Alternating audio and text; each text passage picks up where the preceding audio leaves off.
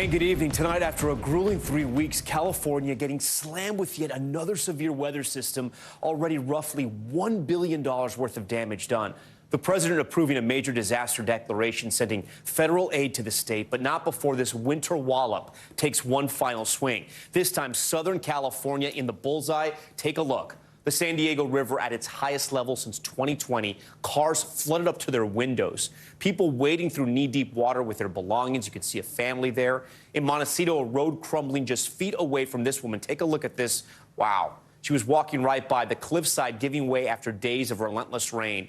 And in Northern California, officials warning the oversaturated ground could give way at any moment. This landslide in Berkeley triggering evacuation orders for nearby residents. The system now barreling east, bringing with it the threat of severe weather and possible tornadoes. You can see them right there. Bill Caron standing by to time it all out for us. But we begin first with NBC News national correspondent Miguel Almaguer. He's in Santa Cruz County in Northern California. Now, Miguel, we know the rain has let up a little there, but just behind you, over your right shoulder there, we can see that landslide. Yeah, that's right, Tom. That's Highway 9 behind me. The road is completely shut down, and what you're seeing here is actually playing out in communities all along California, from coastal areas to the mountains. The damage here, Tom, has now been done.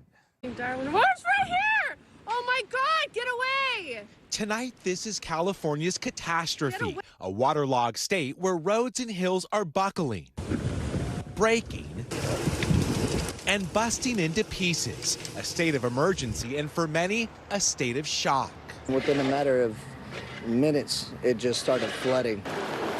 Battered today by its 10th storm in 2.5 weeks. It's like a freaking monsoon out there. The Golden State, a soggy one, and now the death toll rising to at least 20 as thousands remain under evacuation orders.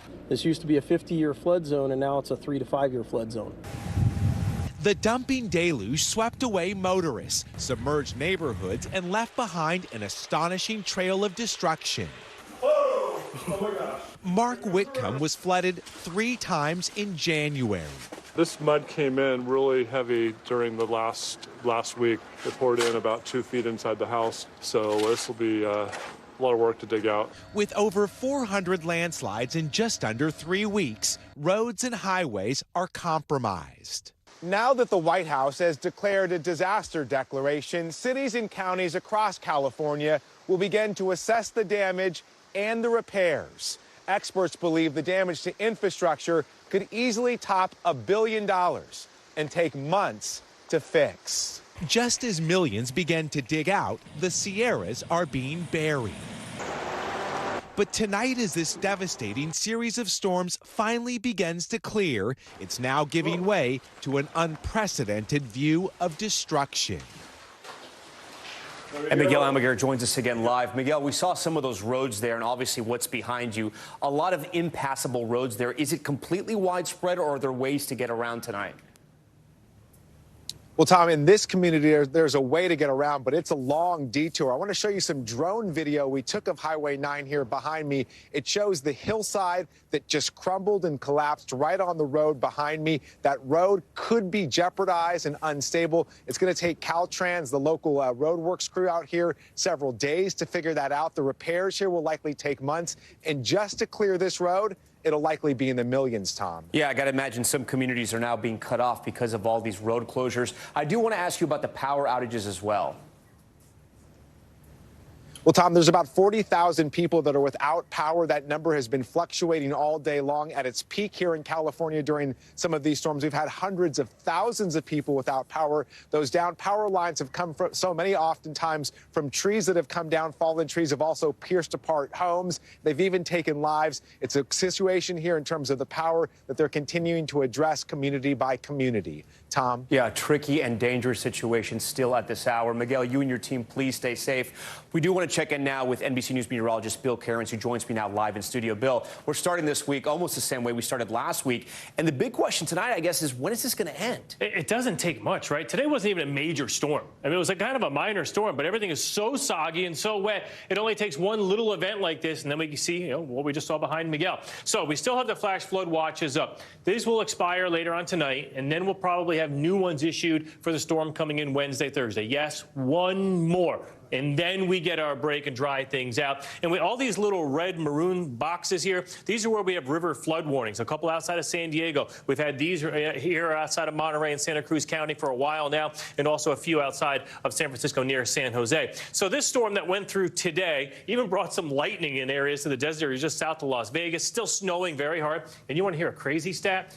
Mammoth Mountain, Mammoth Lake's famous ski area, 440 inches of snow so far this season. That's unimaginable. Wow, that's wild. If you're a skier, I'm sure you love it, but that is sort of crazy. So I want to ask you about this next system, and I know we're tracking a couple storms as they move east and even the threat of possible tornadoes. Yeah, I mean, everyone remembers last week, right, what happened in Alabama and areas of Georgia and Kentucky. So this storm is going to take a track a little more to the north, so I'm not as concerned about a tornado outbreak. But I fast forward this to 6 p.m. on Wednesday. Notice all the bright red here. These are thunderstorms, so this is going to be a Wednesday afternoon, Wednesday evening event for areas of the south. We're most concerned with East Texas, Louisiana, northern half of the state, not New Orleans, areas of southern Arkansas and also into Mississippi, isolated tornadoes, wind damage with those storms. And then the cold side of that storm, this is going to be quite the winter event. Yes, we are in the middle of winter. We haven't talked about snow hardly at all, but Denver is under a winter storm warning, and eventually this snow will go from Denver all the way to areas of Milwaukee with a snowstorm and a lot of kids getting a day off of school come Wednesday and Thursday. Okay, Bill Cairns, I predict a lot of top story time in your future with all these storms. Thanks so much for tonight. While thousands are facing floods, others in the Southwest are desperate for water.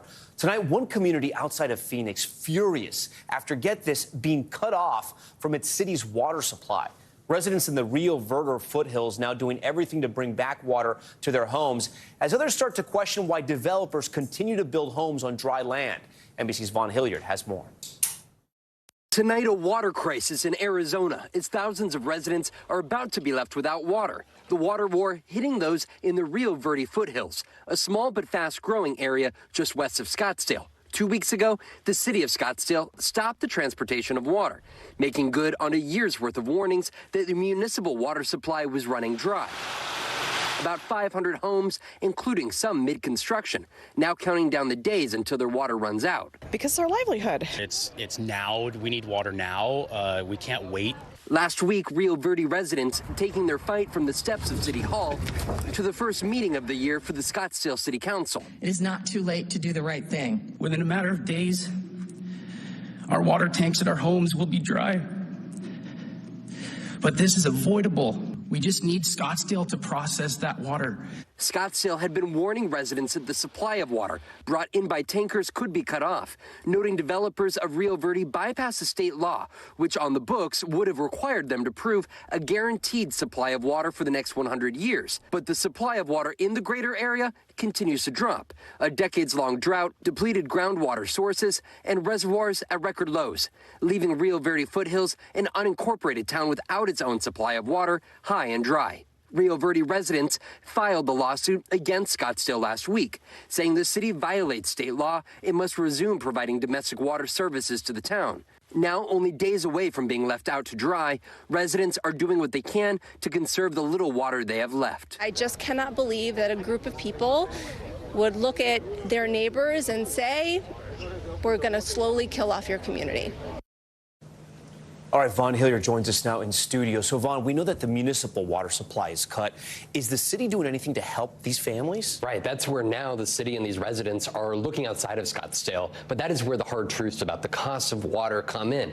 All of this ultimately factors into the cost of the water for these residents. You're talking about these tanks, these water tankers, having to drive even further out to other cities. And that adds cost because of the transportation to bring it back. And it's not just about this particular community, but it's also about the future ones. You know, you're talking about housing demand in the Phoenix area right now, and a new project just broke ground 3 months ago to build 100,000 new homes. Well, the governor just released a report just this week saying that there's an inadequate water supply over the decades ahead to sustain that future development. So it's not just about the future, but it's about the current residents here of Arizona and whether there is water to truly sustain the greater Phoenix area. Yeah, well, I want to go back to something in your report, and you're from Arizona. It's one of the reasons why I wanted you to do the story. I don't know if this is normal, but how did that development even get built if they weren't sure there was going to be enough water? Right. They bypassed a state law that is on the books saying that you have to prove that you have a 100-year water supply. And the developers of that new project that I'm talking about, they also proved it. But what they're coming to realize is that the reservoirs, as they continue to go down, groundwater continues to be depleted, largely because of the demand from agriculture, is that the water that they thought is available is not there going forward into the future. And so that is where there's talks about moratorium on building into the future, but also should there be farming in the greater Phoenix area? You're talking about more than 50% of water going to agriculture here. When you're looking at the landscape, it's just tough to try to sustain a city there in the middle of the Sonoran Desert. Is this a problem that you remember growing up with, or is this something new? This has become urgently more of concern. Growing up, we always heard about water. Yeah. Turn off the faucet right after you finish washing your hands. When you're brushing your teeth, turn off the water there. But now you're talking about literally residents not being able to flush their toilets. This is something that I never experienced with, and we were thinking it would be decades away. We're talking about this all happening right now. Okay, and we're going to stay on top of this. I know you will as well. Vaughn Hilliard, we appreciate that. Next tonight, we turn to politics and we head to Washington, where there are growing demands for answers about those classified documents found in President Biden's former office and Delaware home. This after the White House admitted that 5 additional pages of classified material were just found at the president's Delaware home. Monica Alba is at the White House with the latest. Tonight, President Biden publicly silent about the special counsel's investigation into his handling of classified material. How do you think that the classified documents got into your boxes? Ignoring reporters' questions for a 4th straight day, while privately expressing frustration with the growing backlash, according to 3 sources familiar with the matter. It comes as the White House revealed this weekend additional pages of classified documents were discovered inside the president's Delaware home. So far, the total number of classified records recovered is unclear, with about a dozen identified at Mr. Biden's private office, including, sources tell NBC News, at least 1 document marked top secret, followed by 2 batches discovered at the Wilmington residence, including inside the garage. None of those sites are approved to store sensitive government material.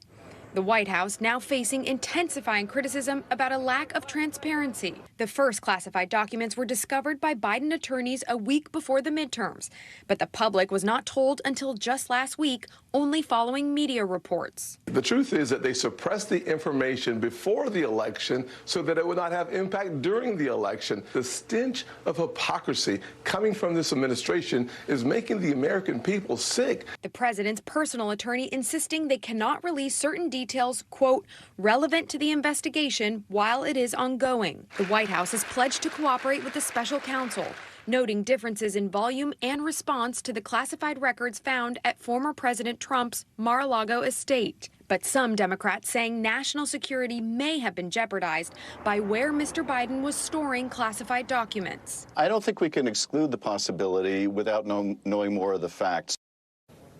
All right, Monica Alba joins us from the White House tonight. Monica, what does the president's week ahead look like? And I ask because I'm sure he's going to be peppered with questions all week until we get satisfactory answers. You can guarantee it, Tom. Tomorrow, the president will host the prime minister of the Netherlands for a bilateral meeting, and then he'll honor the world champion Golden State Warriors later in the day. On Friday, he'll gather with a group of bipartisan mayors here at the White House. So several opportunities for the president to continue to react to the document saga. And as the press presses him for answers, so are House Republicans. We know in a letter to the White House, Chief of Staff Ron Klain on Sunday, the new House Oversight Committee Chairman, Representative James Comer, requested visitor logs from the Biden's Wilmington residence. What more do we know about this tonight? That's right. House Republicans did ask for that, but the White House says those visitor logs simply do not exist. Secret Service does background checks on those who come and go, but they don't keep those records long term, a standard practice for presidents in their personal homes. Tom? All right, Monica Alba for us tonight here in Top Story. Monica, thank you. For more on Biden's classified documents controversy and the growing backlash from Democrats, I want to bring in senior political correspondent for Puck News, Tara Palmieri. Tara, you know, how bad of a problem is this? And I asked that just because we had this moment on News Now earlier with Kristen Welker on Meet the Press Now and Representative Clyburn. Here's what they had to say. Do you think that the White House has been transparent enough, or do you worry that this undercuts President Biden at a critical moment when he's deciding whether to run for re-election? Well, there's no question the reporting of all this undercuts all of our credibility as Democrats when it comes to this kind of an issue. Yes. So you have Representative Clyburn there, the kingmaker during the last go-around in the primaries, criticizing President Biden. We heard Adam Schiff over the weekend as well. I have to ask you, I mean, do you think Democrats are truly upset about this, and are they worried that this is going to carry over into 2024? Absolutely. I mean, I think they're extremely agitated, especially with the way that the information is being released. It seems like it's a bit of a drip, right? Monday, Friday, Saturday, 3 days, more documents every single day. And I think with the Corvette and the boxes in the garage, I mean, you can't have spent... It's a bad look, no doubt. It's not, yeah, exactly. And they spent months belaboring the point that, you know, the Trump administration was reckless. Trump was not careful with classified documents. The stakes of mishandling classified documents, what it can do to our assets, to our intelligence. And so I think to have been surrogates for the Biden administration and attacking Trump for all those months, to now have to, like, sort of downplay the crime. I mean, no one wants to seem like a political hack, right? Right. So I think at some point they have to acknowledge, okay, the thing that we've been talking about for months does matter. Obviously, the crimes are different, or not crimes, but the situations are different. So, you know, it just puts, it's hard, because in politics, it's all about sound bites, clipping it for an ad. The perception. It's perception. If you're on defense, you're not winning. Right. No, it's a good point. Another piece of sound, Republicans obviously smell blood in the water. This is the House Oversight Committee Chairman, James Comer. He issued a letter to Ron Klain asking for the visitor logs. He also spoke over the weekend. Let's take a listen to that. Why didn't we hear about this on November 2nd when the first batch of classified documents were discovered? Remember, they were quick to call for a special counsel prior to the midterm elections, and Joe Biden used as his closing argument during the midterm elections that Republicans were a threat to democracy, and he cited the fact that President Trump mishandled the documents. While he was doing this, he knew very well that he himself had possession of classified documents. Look, Republicans aren't going to let this go, obviously, for good reason. But there are aspects of this that don't pass the smell test. Do you think this starts to affect also the FBI and the Department of Justice eventually under Merrick Garland? I do wonder. I think that's why he immediately appointed a special counsel to sort of insulate himself from that. And what I had heard from lawmakers, they were really disappointed about this, because they thought that Jack Smith, the special counsel who was investigating Donald Trump, was getting very close to an indictment on the mishandling of documents, right? It's a pretty clear-cut case. You know, proving that someone incited an insurrection, not as easy as saying you had classified documents, you didn't hand them over. And so now... Or you delayed an investigation because of an election, right? Exactly. And so this, you know, it's a much more difficult case. We want our, Justice Department to be insulated from politics, but the truth is that it's hard to argue that, right? You have some reporting, we'll put it up on the screen now, from Puck about Robert Hur, the special counsel. You were just mentioning it. It's titled Robert Hur's Fear Factor. And a former colleague of Hur told you that he should scare the blank out of people. What are you hearing from your sources about this man and what the Biden White House should be afraid of? Well, I've heard that he's tough as nails, and that one of his former colleagues said that they've seen people in depositions forgetting their stories by the end of it because he's really, really tough. So I think that helps with his credibility because, of course, Republicans may try to attack him and say he's a partisan hack, but he was appointed by Donald Trump, right, to be, I think it was a U.S. attorney in Maryland. He also worked for Rod Rosenstein, an appointee under Donald Trump, Christopher Wray. I think he's got allies on both sides of the aisle, but I think that the White House should be concerned as well. I think that this guy is truly tough. He wants to, every prosecutor wants to win and prove their case. And sometimes special counsels uncover things that weren't even what they were first investigating because they find a paper trail and they follow it. How does this affect Democrats, right? Because I guess all the Democrats that are waiting to possibly run for president are waiting for President Biden to make his announcement. This obviously delays the process a little bit. At some point, he has to fish or cut bait because we're getting closer and closer to the summer. And by the fall, obviously, your campaign has to be in full mode. Right. I think definitely the announcement of his reelection has been delayed. We thought that it might come before the State of the Union, but it doesn't seem like that's going to happen. I think that for Joe Biden, the great contrast that he was trying to draw with Trump, who may be the nominee for the GOP, is that we're the adults, we're transparent, we're above board, and then you see that they had been holding on to this information since before the November election. Right. So it's really difficult to draw a contrast with the former president by saying, you know, we're transparent and we're above board, but in fact, they were not. So I think this does create a crack or an opening, at least, for some Democratic challengers who may want to say, this is too messy. We need a new direction. It's not just Biden's age, which has always been the story. There's actually some sort of, lack of transparency. And obviously, it could be a long 2 years before 2024 for Joe Biden. Okay, Tara Palmieri, always love having you. Thank you so much. I'm going to turn now to a wild story about mistaken identity. A Philadelphia woman accused of a crime in Texas, even though she says she's never even been to the state. Authorities comparing her social media account to a surveillance photo, saying she resembled the suspect and had the same name. She spent 6 days in jail because of that, and now authorities are blaming each other. George Solis has this one. We love you, Julie! Yes!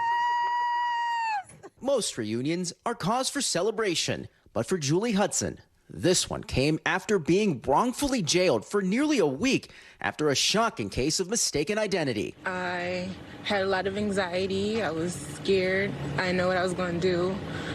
It felt like it wasn't going to end. The 31-year-old PhD student accused of shoplifting more than 1,500 miles away in Webster, Texas. When you know that you didn't do anything wrong, and it makes you feel crazy. Back in May, authorities in Webster mistakenly linked her to a sporting goods store shoplifting case. According to NBC Houston's affiliate, police say the suspect seen in this surveillance photo is also named Julie Hudson. Investigators found a Julie Hudson in Philadelphia on social media and determined the two were a match.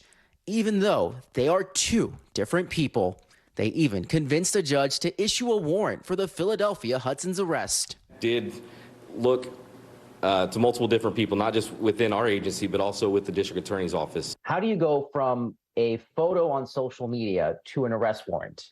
It may surprise some people to learn that when the police accidentally arrest the wrong person, they may not be civilly liable as long as their mistaken belief was reasonable under the circumstances. Hudson says she only found out she had an outstanding warrant because it was preventing her from getting jobs.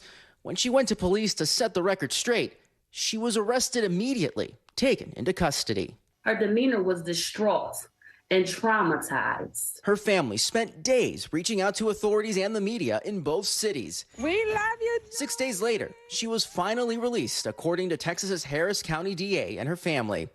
But the damage was already done. Philly's DA offering an apology on behalf of law enforcement, but also pointing the finger of blame at Texas authorities. I certainly hope and I trust that Texas will take a serious look at what it did in this case. In a statement, the Harris County DA said in part, "We accept the charges based on the sworn evidence presented to us by law enforcement. Webster police notified the court of the error.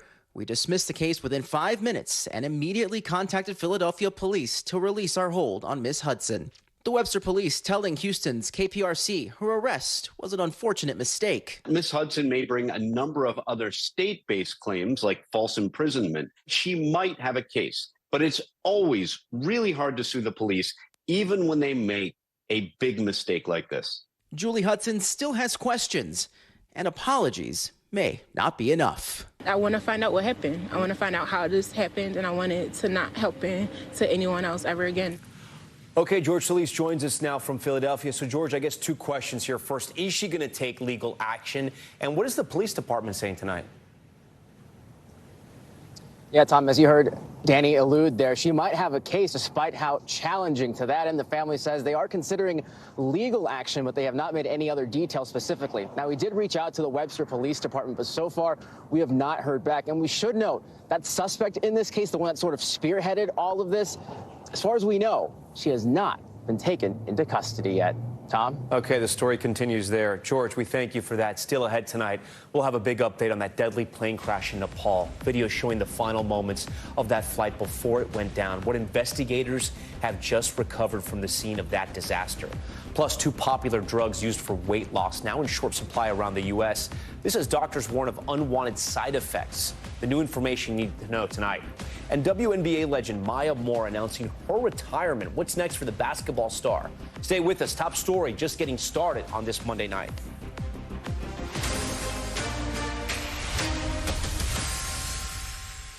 All right, we are back now with that deadly plane crash in Nepal. Investigators have recovered the black boxes that were on the aircraft with 72 people on board. Molly Hunter tonight with details and the chilling video from just before that accident. Tonight, the first clues. Investigators are on the scene trying to understand what brought down Yeti Flight 691 just seconds before it was scheduled to land. The cockpit voice recorder and the flight data recorder have now been recovered intact. Sunday's flight in the Himalayan nation of Nepal was supposed to be a routine trip, just 27 minutes from the capital Kathmandu to the popular tourist destination of Pokhara. On board, 72 people, including 15 foreign nationals. And authorities say tonight there are no signs of survivors. Investigators will also analyze video. This Facebook live stream recording the plane coming into land all appears normal.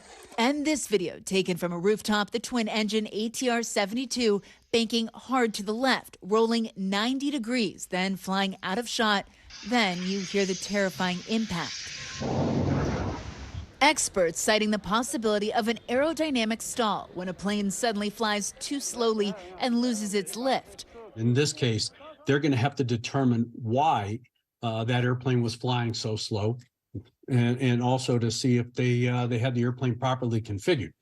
Wind could be an environmental factor that must be examined as well. The co-pilot was a veteran of the route, according to Reuters. Anju Ketawada joined Nepal's Yeti Airlines in 2010 after her husband, also a pilot, died in a plane crash in 2006. Investigators will also look at the aircraft itself, just 15 years old, French-made, used frequently for regional flights. And tonight, French investigators confirmed they're headed to Nepal to join the investigation. Molly Hunter, NBC News. Back here at home now to that terrifying close call on the runway at JFK. Both the FAA and NTSB are investigating how an American Airlines flight apparently cut across the runway just as a Delta airliner was starting its takeoff. NBC's Tom Costello with the audio from air traffic controllers as disaster was narrowly avoided. At first, the radio conversation sounded routine. Runway 4 left, clear for takeoff. Clear for takeoff, runway 4 left, Delta 1943. A Delta Airlines 737 cleared for departure. But seconds later, controllers saw an American Airlines 777 instructed to taxi across a different runway, suddenly cutting right across the path of the Delta jet. Controllers urgently ordered both planes to stop. Delta 1943, cancel takeoff clearance. Delta 1943, cancel takeoff clearance. Rejecting. American 106 Heavy, American 106 Heavy, hold position. American 106 Heavy, hold position. The Delta jet, traveling at 115 miles per hour, was just seconds from impact. Slamming on the brakes, it stopped 1,000 feet short of the American plane. The Delta 1943. Passenger Brian Healy was on the Delta flight. I felt then adrenaline, and there was total quiet on the plane, and then there was relief when the plane came to a stop. Where was the miscommunication between the American crew and the air traffic controllers? A very close call that reminds some experts of the horrific runway crash in 1977 involving two fully loaded 747s in Tenerife that killed 583 people and led to an overhaul of runway and radio protocols. Today, runway status lights and automated warning systems alert pilots and controllers of potential conflicts. Retired JFK controller Steve Abraham says this time, thankfully, the system worked just in time. There was no chance that the Delta airplane would have lifted off the runway and been able to overfly the American jet if they had been in the same spot on the runway at the same time. Anytime a vehicle or a plane is in the wrong position on a runway, there's the potential for what's called a runway incursion. Last year, there were 1,700 nationwide. Most are minor, but this is a serious case. Delta says it's cooperating with the investigation. American Airlines is referring all questions to the FAA. Tom? Okay, Tom Costello for us. When we come back, from triumph to tragedy, a UGA football player killed just hours after celebrating the team's national championship win. What police are now saying about an accident. Stay with us.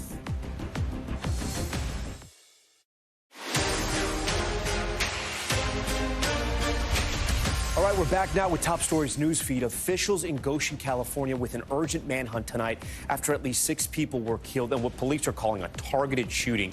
Authorities saying 3 victims were found outside of a home, with another 3 victims discovered inside.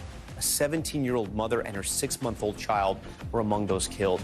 Police are investigating the cause of the deadly car crash that killed a University of Georgia football player, Devin Willock, and recruiter Chandler LaCroix when their car crashed into power lines Sunday morning. The crash happened just south of UGA's campus. The school says 2 other players were injured in the crash but are in stable condition. The accident coming hours after the team celebrated their national championship win with a parade. WNBA star Maya Moore officially announced her retirement from basketball. In her brief but brilliant 8-year career, Moore won 4 WNBA titles, 2 Olympic medals, and set numerous franchise records for the Minnesota Lynx. The 33-year-old indefinitely left the sport in 2019 to pursue criminal justice reform, helping overturn the wrongful conviction of her future husband, Jonathan Irons, in 2020. And today, the U.S. honors civil rights icon Dr. Martin Luther King Jr. Tributes to his life and legacy taking place across the country, including at his former church, Ebenezer Baptist in Georgia, led by daughter Bernice, and a memorial wreath laying event in D.C. attended by son Martin Luther King III. All right, we want to turn overseas now to the war in Ukraine and one of the deadliest attacks yet on civilians. Russia striking an apartment building over the weekend, killing at least 40, including 3 children. Officials from both the UN and EU saying the strike could be a war crime. Matt Bradley is on the ground for us tonight. Tonight, Ukrainian rescue workers still sifting through the rubble, desperate to find dozens of people still missing. More than 2 days after this devastating Russian attack on an apartment building in the central city of Dnipro. Is there anybody alive? This man shouts. But hope is dwindling. Today, more victims recovered. At least 40 people died, including 3 children, and 75 were wounded, making Saturday's missile strike among the deadliest Russian attacks on civilians since the war began. This is what was left. This woman spoke to Ukraine's Channel 11 with a message to Russian forces. May you be cursed by all mother's tears, she yells. Incredibly, some survivors were still being pulled out of the wreckage as recently as Sunday. But Dnipro's mayor says the time for hope may be over. I think the chances of saving people now are minimal, he said. May God help us. Meanwhile, after Russia claimed its first military victory in Ukraine in months in the eastern city of Soledar, Britain became the first country to announce it will give Western battle tanks to Ukraine. Critical assistance as more civilians are caught in the crossfire. And Tom, there's going to be growing pressure from Ukraine for the U.S. to match that British offer of tanks. And meanwhile, the U.S. has announced an expanded program to train Ukrainian forces in Germany. Tom? Matt Bradley for us tonight. Matt, we thank you. Now to Top Stories Global Watch in Peru, extending its state of emergency after weeks of deadly protest over the ousting of the country's former president. The order grants police more power to block protests in Lima and 2 southern regions for more than 30 days. So far, more than 40 people have been killed in the demonstrations. Now to that deadly car crash at Berlin's historic Brandenburg Gate. New video shows the mangled remains of a black sedan at the base of the iconic landmark. Police say a man drove into the gate shortly before midnight. The driver of that car killed in the crash, but no one else was hurt. Officials say the incident did not cause any major damage. And scientists in Chile's Patagonia region making a fascinating find. The researchers unearthing dinosaur bones, the southernmost fossils ever discovered outside of Antarctica. Some of the fossils belong to carnivorous megaraptors stretching more than 30 feet long. Scientists also finding remains of a dinosaur similar to a bacilliraptor, which they say could be part of a new species. Okay, we head now to Italy, where the country's #1 fugitive was arrested after 3 decades on the run. The notorious mafia boss will now face numerous murder charges. He's been tried and sentenced for in absentia, including the murder of a 12-year-old boy. Kelly Kobiella has the latest on how authorities finally tracked him down.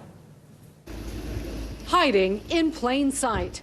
Notorious mafia boss Matteo Messina Denaro led out of a private medical clinic in the Sicilian capital, Palermo, under arrest this morning as people cheered. The 60-year-old alleged leader of the infamous Sicilian crime group Cosa Nostra was Italy's most wanted fugitive, eluding police for 3 decades. Italy's prime minister calling it a hard blow to organized crime. Messina Denaro was tried, convicted, and sentenced in absentia to life in prison 20 years ago. for the murders of anti-mafia prosecutors in 1992, deadly bomb attacks in Milan, Florence, and Rome a year later, and the kidnapping, torture, and murder of a 12-year-old boy. Prosecutors say they recently learned Messina Denaro was ill and tracked him to the clinic in Palermo where he was being treated under an alias. His health issue forced him to come out in the open, the Palermo prosecutor said, adding he didn't look like a broken man and was wearing a $37,000 watch. His arrest comes after the capture of another mob boss, Rocco Morabito, in Brazil last year after 28 years on the run. Investigators tonight say Messina Denaro is being questioned at a secret location. They're hoping after 30 years he'll break the mafia code of silence and cooperate. Tom? Kelly Kobiea for us tonight. And coming up, the shortage of weight loss drug Ozempic. We'll tell you what we've learned about how much weight you actually lose and the problem the shortage is causing for those who need it the most. Stay with us. We're back now with our ongoing coverage of that popular diabetes drug Ozempic that has now turned into a viral weight loss craze. But high demand for the miracle drug, which some are calling the skinny pen, has led to some major shortages. Ann Thompson has the latest. Ellie Diaz thought she found the answer to her lifelong struggle with weight in the drugs Ozempic and Wegovy. My cravings were completely gone. I started losing weight rapidly. Her doctor prescribed the diabetes drug Ozempic, which is not approved by the FDA for weight loss, and then Wegovy, which is. But when unrelated health problems forced her to stop using the injectable drugs, I regained all my weight in around 6 months. Nicknamed skinny pens on social media, skyrocketing popularity led to shortages of Ozempic and Wegovy. Both drugs contain semaglutide, which mimics a hormone that makes you feel full, leading to weight loss, as long as you're on it. This is not a quick fix. It is not a quick fix. This is long-term management for people whose excess weight or obesity has impacted the quality of their life. Dr. Domenica Rubino worked on one of two studies that showed when people stopped taking semaglutide, they regained weight. Are these drugs designed to help someone drop 2 dress sizes? No, these are serious medicines that should be used to treat serious disease. The maker of both Ozempic and Wegovy, Novo Nordisk, says its research supports the belief that obesity is a chronic disease that requires long-term management, and that in the case of Ozempic, does not encourage off-label use. Ellie Diaz wants to use Wegovy again. In my case, I believe a combination of medication and diet and life change will make the complete change. To keep this mom of 3 healthy for years to come. All right, we thank Ann Thompson for that. To talk more about Ozempic and the current shortages, Dr. Jorge Rodriguez joins Top Story tonight from Los Angeles. Dr. Rodriguez, thanks for joining the show. I know you're a board-certified internal medicine doctor. So explain to me, how does the drug work? We heard in Ann's piece that Ozempic makes you feel full for longer. Can you explain? Well, Ozempic works in a few different ways. It mimics a natural protein that we have in our body that, first of all, regulates our blood sugar so that it doesn't go up and down. We don't have those large spikes which make us hungry. It affects our brain so that we also don't feel as hungry and get fuller quicker. But one thing that it does do is it slows down the emptying of the stomach, so therefore you feel fuller for a much longer period of time. All that causes people to eat less. So I have to ask you then, why are people gaining the weight back after they stop using Ozempic? Because you would think, and again, I'm not a doctor, but your stomach is shrinking, you're eating less psychologically, maybe you're thinking you don't have to eat as much anymore. Well, first of all, the stomach doesn't permanently shrink. It just slows down the emptying while you're taking the medication. And the effects, like the feeling fuller, only works while you're on the medication. Just like any other diet, Tom, you stop it, and if you haven't changed your habits, you're going to gain the weight back. This is just a temporizing measure to lose weight for a short period of time. What do doctors tell people that take this for weight loss? Basically, be aware of what you're eating and try to keep your diet consistent? You know what? When they did those studies that showed the weight loss in people that were not diabetic, they also tried and told them to modify their diet. So first of all, doctors need to tell these people that there are multiple side effects from this. Pancreatitis, you can have really bad reflux, and they need to tell the people taking Ozempic for weight loss that this is just a temporary measure, that maybe it's something to kickstart the weight loss, but at the end of the day, it's your habits that are going to give you permanent weight loss. Okay, doctor, let's talk about these shortages now, because I don't understand this. If there's people who need this drug who have diabetes, how can doctors ethically be writing these prescriptions? You know, that's a great point.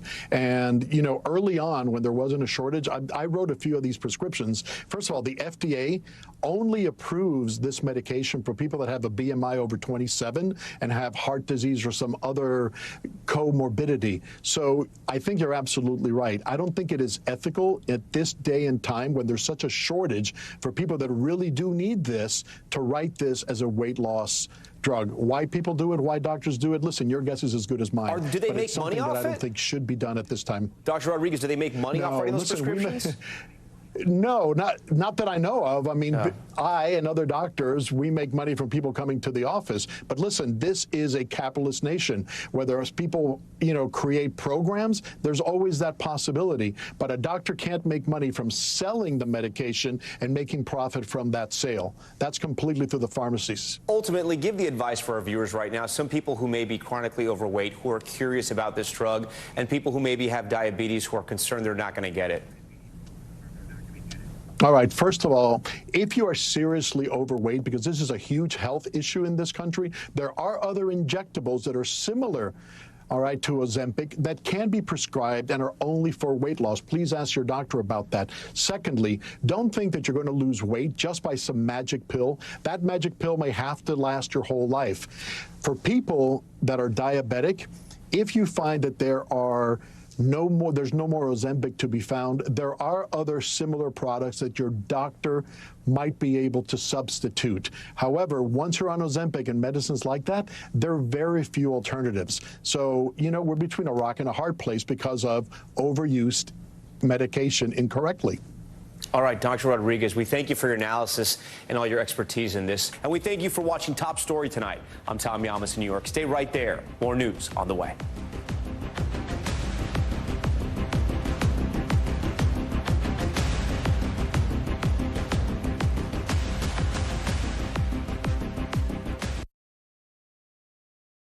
Thanks for watching our YouTube channel. Follow today's top stories and breaking news by downloading the NBC News app.